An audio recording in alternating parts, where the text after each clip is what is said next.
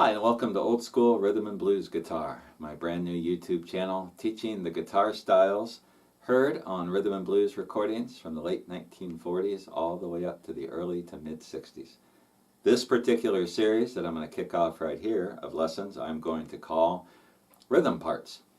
And I'm going to go through some of the different rhythm styles used in the tunes from the 1950s, 1960s, even some of the late 1940s. And show you the stuff.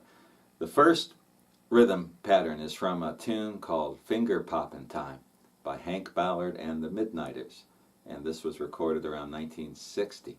And the tune features a common rhythm technique used in old rhythm and blues records, and that is using a sixth chord and kind of vamping off the sixth chord to create a rhythm pattern.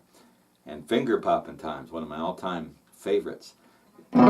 It's in the key of E, and this is my first position E chord. I play it with two fingers because I play country blues music on acoustic guitar, and I've just gotten used to doing this like Lightning Hopkins and Mance Lipscomb and some others. And the rhythm for Finger Poppin' Time is E major, and then whoever played guitar on this is going to use the ring finger and go to the second fret of the second string and make a sixth chord, but he's going to do it like this.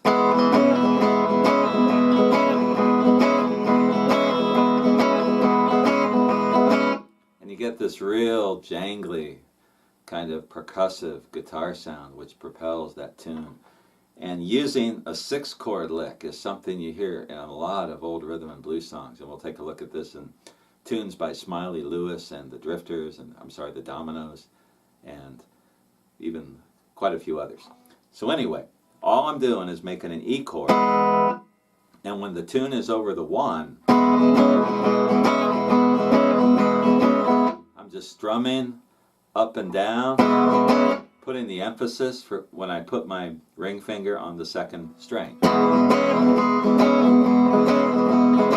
just kind of strumming gently, almost cowboy strumming over all the strings as I play this. And if you listen carefully, you'll hear that first string kind of ringing out.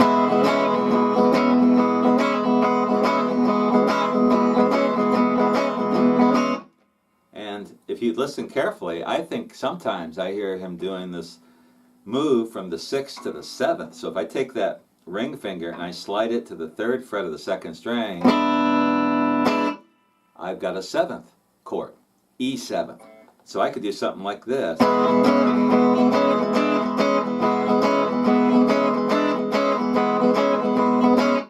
And do all kinds of little variations on that. And I think in a couple places when I listen to that song, the guitar player on that tune might be doing that. But the basic idea is that you can get a rhythm by just going on and off the sixth chord.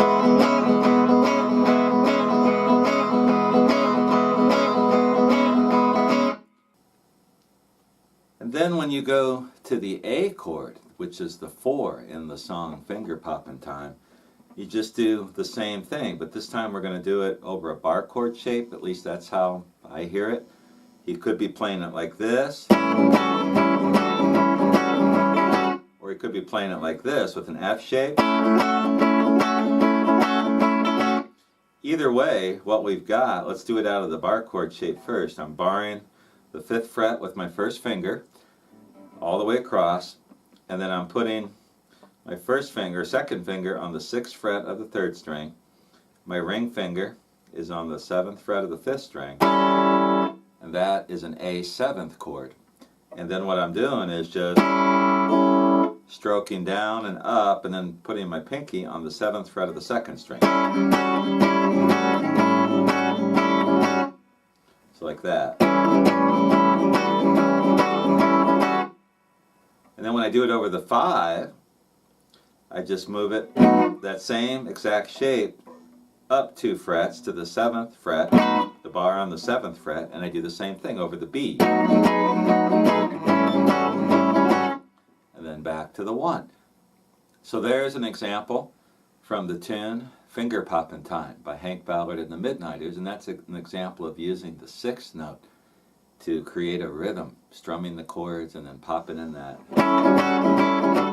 that sixth note. And in that particular tune, it sounds like they do it on all three chords.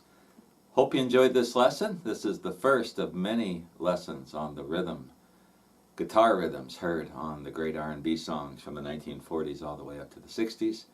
And I'll be back again in a few months with another one. See you then.